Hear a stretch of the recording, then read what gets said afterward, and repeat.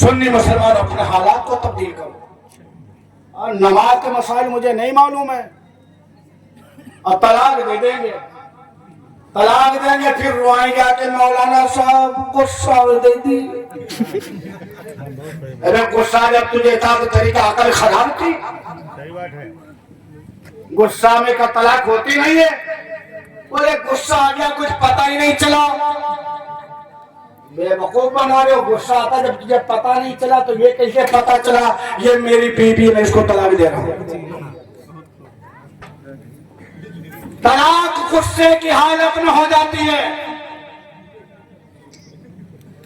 और फिर एक नहीं देंगे, दो नहीं देंगे, 3 तलाकें देंगे। क्योंकि ये तो मालूम है तलाक 3 दी जाते हैं, अच्छे नमाज के फराइज नहीं मालूम है, तलाक मालूम है। और अब तो लोगों को मालूम ये चल गया है कि अगर 1-2 तलाक बताओ तो काम चल जाता है।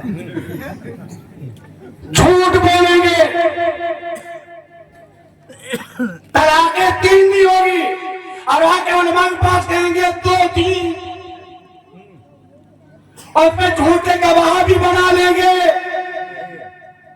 अगर तुमने 3 तलाकें दी है और उलमा के झूठ बोलकर तुमने 1-2 तलाक बताकर अपनी औरत को रख लिया तो समझ लो जिंदगी भर जिनाकारी होगी और जो बच्चा पैदा होंगे वो हलाली नहीं होंगे।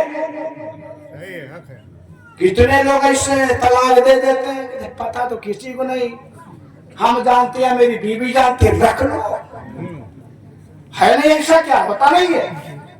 अगर जाहिर हो जाए तो ठीक है, जाहिर ना हुआ कानो कान किसी को खबर नहीं, बताना मत। जब 3 तलाकें हो जाएंगी तो आपको मालूम है हलाला कराना पड़ता ना, और हलाला भी होता नहीं है। हक बात कहने से शर्माना नहीं चाहिए। जी जी ऐसे तो कोई मसला पूछता नहीं है। और अगर हम जलसों में ना बताएं फिर बताएंगे कहां। सिर्फ निकाह करने से हलाला नहीं होता है कि शाम को निकाह किया सुबह को तलाक दे दी। हलाला जब होगा, हलाला निकाह के साथ वती भी हो। निकाह किस लिए किया जाता है? जिस लिए निकाह किया गया 2 बजे पूरी ना हुई, धोखा दे दिया कि निकाह हो गया, सुबह को तलाक ले ली, पति ना हुई, निकाह नहीं होगा पहले वाले शौहर से। याद करो जिंदगी भर जिनाकारी होती रहेगी और जिना की सजा कितनी बड़ी है आपने अभी सुना है। मेरे आका इरशाद फरमाते हैं, मेरे पास 2 फरिश्ते आए और 2 फरिश्ते आए मुझको लेकर गए। मैं उनके साथ गया। मैं एक तनूर के पास पहुंचा। मैंने क्या देखा, तनूर के अंदर औरतें उल्टी लटक रही हैं, उनके जिस्म बरहना है, तनूर के अंदर आग भड़क रही है, अच्छी को पुकार की आवाज आ रही है। मेरे आका ने फरमाया फरिश्तों से ये कौन लोग आए? फरिश्तों ने अर्ज किया, या रसूलल्लाह, ये आपकी उम्मत के वो लोग हैं जो जिनाकारी क्या करते थे। नसीहत हासिल करो मुसलमानों, एक दिन मरना है, कब्र में जाना है। जो चीज हमारे लिए हलाल है उसको हलाल तरीके से खाओ। अगर तुम बकरे का गोश्त खाते हो तो खरीद के खाओ, चोरी करके खाओगे तो हराम है। अल्लाह ने मर्द औरत को पैदा किया, एक दूसरे के लिबास है, लेकिन एक दूसरे के लिबास हलाल तरीके से इस्तेमाल करो। रब्बे कदीर फरमाता जो मेरा रसूल दे उसको ले लो, और जिससे मेरा नबी मना फरमा दे उससे रुक जाओ। आज कितना मेरा अमल है, पीर साहब आ जाएंगे तो उनके पैरों पे गिर जाएंगे, मजारों के चक्कर पे चक्कर लगाएंगे। अब घर में माँ बाप है, उनका अदब नहीं है।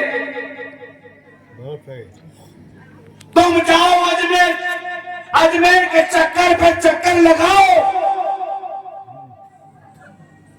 लेकिन अगर माँ बाप नाराज है तो अजमेर जाने से भी कोई तुमको फायदा मिलने वाला नहीं।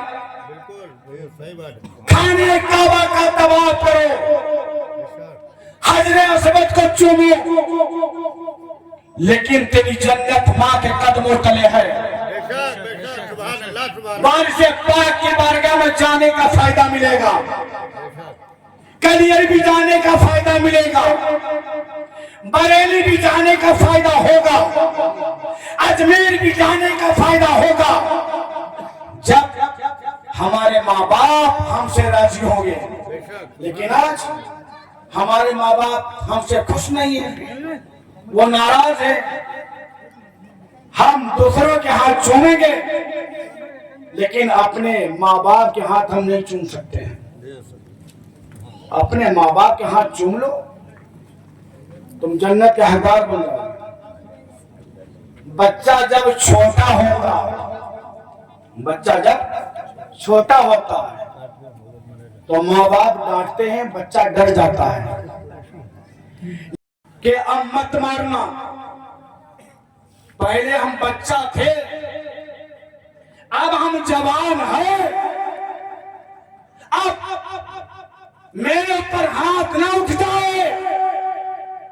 अपने बाप को धमकी देता है, काश तेरी आदत होती, तू जवान होता, तेरा बाप बूढ़ा होता या तेरी माँ बूढ़ी होती, जब वो तुझ पर नाराज होते, अब डंडा लेकर तुझ पर दौड़ते, को झुका देता, तो ना माँ मारती ना बाप मारता, बल्कि माँ बाप का डंडा एक तरफ पड़ा होता और माँ बाप अपने बच्चे को सीने से लगा। सुभान अल्लाह, सुभान अल्लाह।